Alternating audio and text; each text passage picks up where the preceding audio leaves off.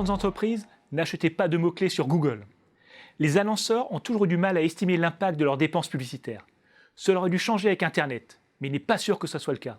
Chaque année, Google réalise des milliards d'euros de chiffre d'affaires en vendant des noms de marques et des mots-clés aux annonceurs. Si on tape par exemple Amazon dans le moteur de recherche, on obtient deux résultats. Le premier est un lien sponsorisé payé par Amazon. Le second est le résultat de la recherche naturelle.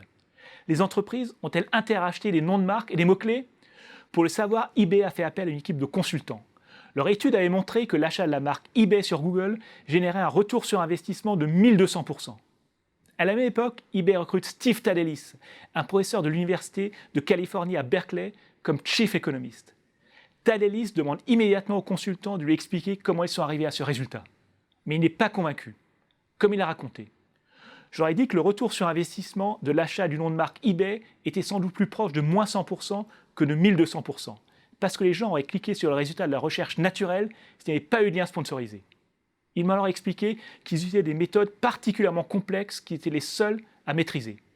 Mais je me suis rapidement rendu compte qu'il s'agissait de modèles de régression de base qui pourraient facilement tourner sur un iPhone. Tadelis se met alors au travail et réalise une étude beaucoup plus rigoureuse que celle des consultants.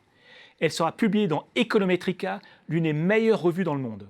Avec l'accord de la direction de l'entreprise, il arrête d'acheter des combinaisons marques et mots-clés, par exemple eBay guitare d'occasion, sur deux moteurs de recherche, Yahoo et Bing, et continue de le faire sur un autre, Google.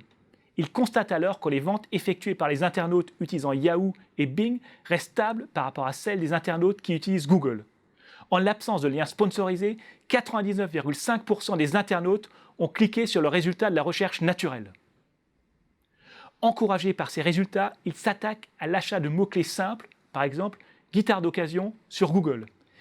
Il décide d'arrêter d'acheter des mots-clés sur un tiers du territoire américain.